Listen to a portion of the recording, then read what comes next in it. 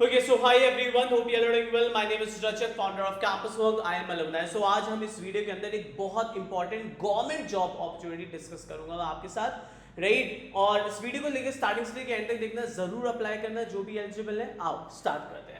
सबसे पहले आज की जो अपॉर्चुनिटी है that is from NIACL, New India Assurance company limited, right. AO की आपके पास वैकेंसी अगर आप देखोगे IT ऑफिसर हो गया, बिजनेस एनालिस्ट जो कि बहुत लिमिटेड आती है, वो तक अपॉर्चुनिटी है। देखते हैं, फटाफट शुरुआत करते हैं। सो बिफोर स्टार्टिंग, जब गवर्नमेंट जॉब आती है तो मेरे पास सबसे पहले फीडबैक आता है, सर हम तो बीटेक कर रहे हैं, हमारे लिए तो बहुत मुश्किल होता है निकालना, सर पेपर का लेवल बहुत टफ आता है। मैंने लास्ट टाइम भी जब SBI का आपके सामने वैकेंसी लाया था, कितने सारे आपको रिजल्ट दिखाए थे। आज एक और दिखा रहा हूँ, रिसेंटली आपको दिखा रहा हूँ एक लड़का, राइट, IT ऑफिसर में सिलेक्ट हुआ है। Punjab national bank IT officer और स्टेट बैंक ऑफ इंडिया के अंदर IT ऑफिसर, दोनों बैंक के अंदर IT ऑफिसर का रिटर्न क्लियर करके फाइनली गॉट सिलेक्टेड, राइट। सो आप रिजल्ट्स देख सकते हो, कोई भी आपको कुछ ऐसा नहीं मिलेगा। और अगर मैं इस लड़के का पासिंग बैच आपको बताऊं, 2024 पासिंग बैच का लड़का है आपके पास, मतलब रीसेंट। अगर आप देखोगे रिसेंटली, बिकॉज उस समय एक फॉर्म होती है जब भी आप फ्रेशर हो ना, so you are learning aptitude, you are learning coding skills, technical skills पे भी काम कर रहे हो, एप्टीट्यूड पे भी काम कर रहे हो, तो एक फ्लो में रहते हो आप, राइट। तो अगर अपने दिमाग में रखोगे ना निकालना है तो निकलेगा। अगर आप 26 बैच के स्टूडेंट हो, आप लोगों के लिए बहुत इंपॉर्टेंट है, क्योंकि पैटर्न पता होना चाहिए। अगले साल आप प्लेसमेंट के साथ ये एग्जाम भी दे सकते हो।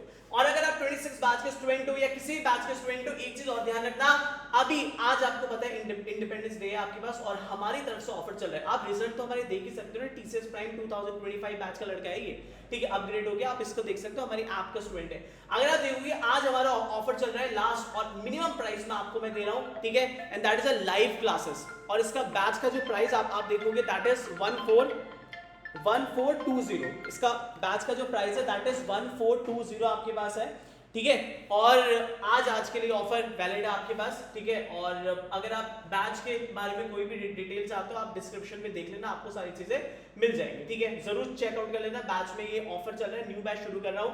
Aptitude, DSA, coding, mock test सब कुछ रहेगा और बहुत बड़ा पार्टनरशिप भी होने वाला है, वो मैं आपको आगे चलाऊंगा। चलो अभी आगे चलते हैं, राइट।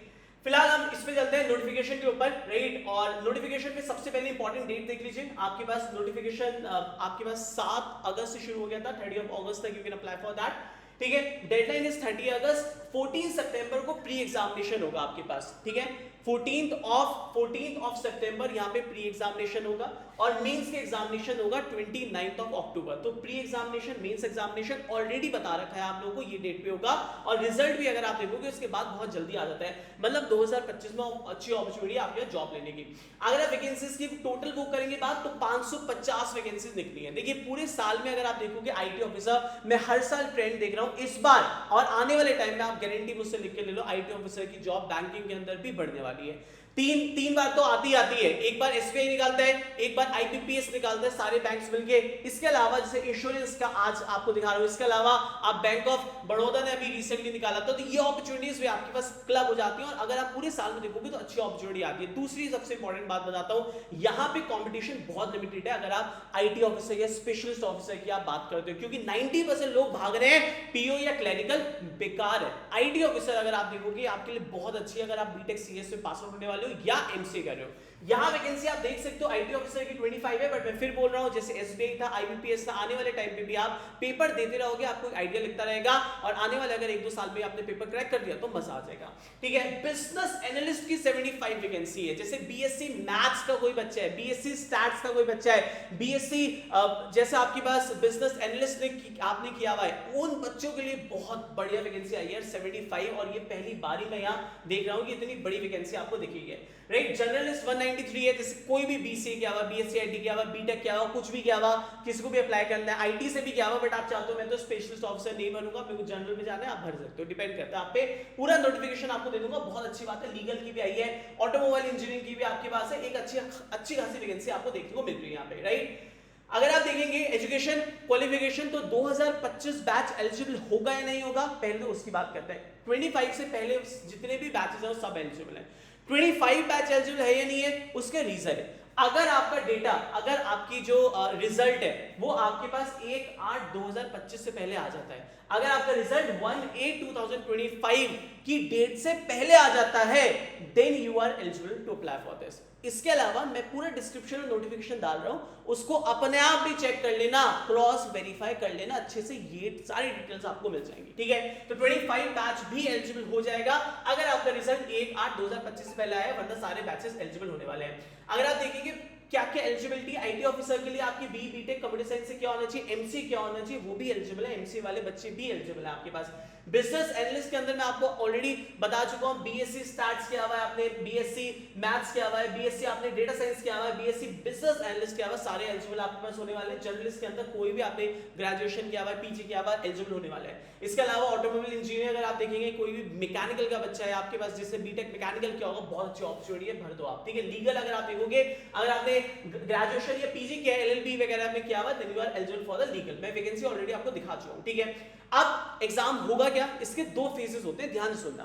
पहले एग्जामिनेशन होगा प्री एग्जाम, प्री, उसके बाद प्री का रिजल्ट आएगा, प्री का रिजल्ट आएगा, आपको टाइम मिलेगा, फिर मेंस का एग्जाम होगा, और मेंस के एग्जाम के बाद हो गया आपका काम, सिलेक्शन। ठीक है, तो सबसे पहले प्री एग्जाम आएगा, ये प्री एग्जाम कॉमन होगा सबके लिए, मतलब जर्नलिस्ट प्रोफाइल हो गया, आईटी ऑफिसर हो गया, लॉ हो गया, सबके लिए आपका जो ये प्रोफाइल है, जो प्री एग्जामिनेशन है, ये कॉमन होने वाला है। प्री के अगर एग्जाम देखेंगे, ये आपका सेक्शन आपको मिलेगा, 3 सेक्शन आपके एग्जाम में आते हैं। पहला इंग्लिश, सेकंड आता है लॉजिकल रीजनिंग, थर्ड आता है न्यूमेरिकल एबिलिटी, जिसे हम कहते हैं क्वांटिटेटिव एप्टीट्यूड। ये टाइम आपके पास मिलेगा 20 में टाइम लोकेशन हो जाएगा। जैसे आप टीसीएस का पेपर देने गए थे, तो टीसीएस एनक्यूटी में क्या होता है, आपका पहला सेक्शन खुला, 20 मिनट्स के अंदर टाइमर लॉक हो जाता है, तो आप उसी सेक्शन के अंदर रह सकते हो। सिमिलर वे अब यहां पे भी आपका लॉक हो जाता है सेक्शनल। 20 मिनट्स आपको मिलेंगे आपके पास इंग्लिश, 20 मिनट्स आपको मिलेंगे लॉजिकल, और 20 मिनट्स आपको मिलेंगे आपके पास किसके, numerical ability, logical reasoning, verbal ability. तो टोटल आपके टोटल हो गए 100 मार्क्स, 100 क्वेश्चन,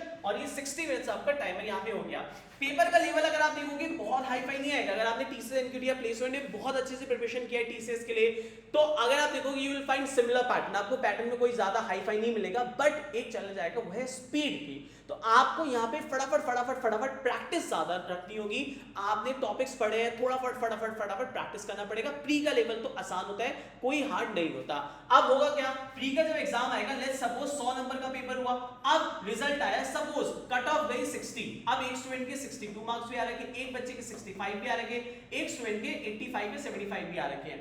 तो इन्होंने कहा जिसके भी 60 से ज्यादा है, वो सारे के सारे शॉर्टलिस्टेड होंगे for the mains interview, mains round. अब प्री के मार्क्स ऐड होते हैं, नहीं होते, नहीं होते हैं। प्री सिर्फ क्वालिफाइंग इन नेचर होता है। मैं फिर रिपीट कर रहा हूं, अगर आपके प्री में 95 भी आते हैं, उनसे कोई मतलब नहीं है, that is only the qualifying exam, सिर्फ क्वालिफाइड एग्जाम होता है, इसके मार्क्स प्री के मेंस में ऐड नहीं होते हैं। ठीक है, समझ गए होंगे आप बात को, जो मैं आपको समझाना चाहता हूं।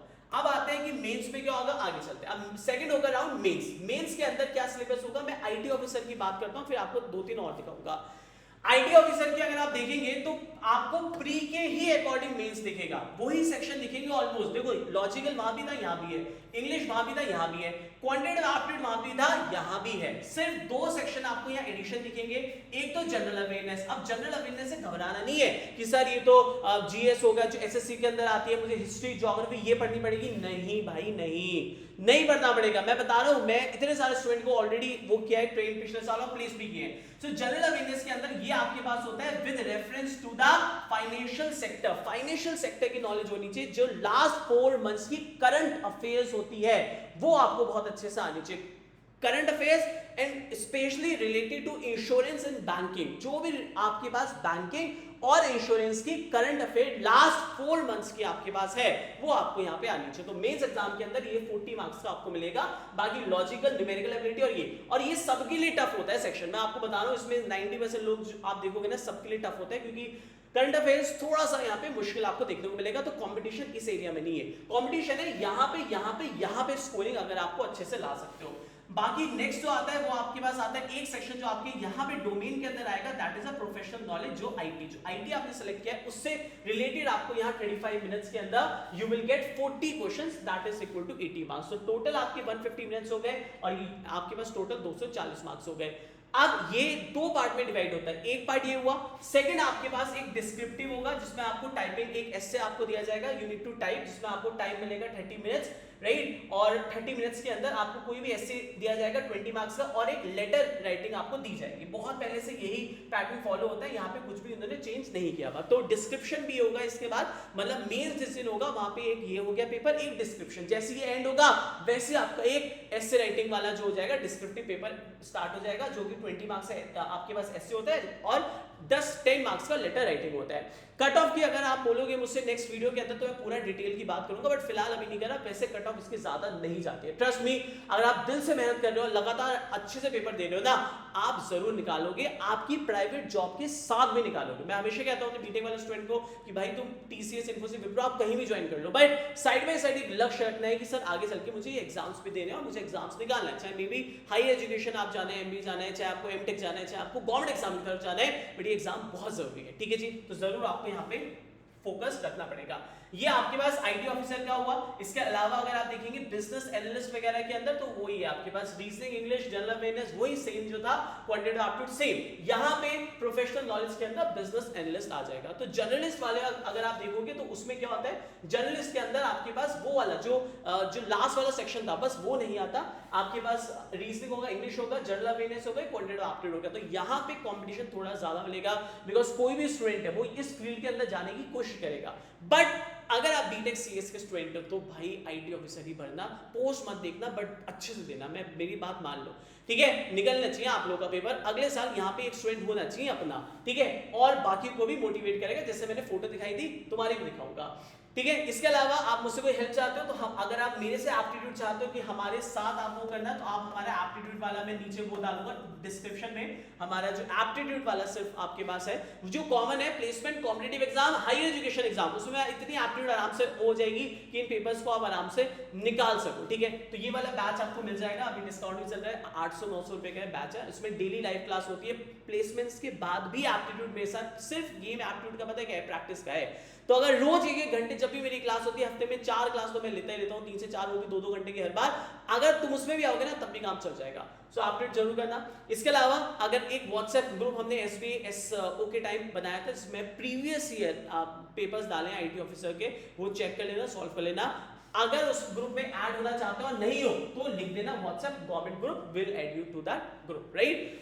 सो थैंक यू सो मच। अपने फ्रेंड्स तक जरूर शेयर करना, प्लीज शेयर करना, और अप्लाई जरूर करना। अगर आप इस चैनल पर नए हैं सब्सक्राइब जरूर करना, बिकॉज यहाँ पे बहुत सारी अच्छी अपॉर्चुनिटीज, राइट, चाहे वो गवर्नमेंट हो गई, प्राइवेट हो गई, या जैसे टीसीएस एनक्यूटी की लर्निंग्स हो गई, पूरा एप्टीट्यूड कोडिंग, मैं देखा मैम पूरी टीम हमारे पास है आपके लिए लाते रहेंगे। Thank you so much guys, bye bye.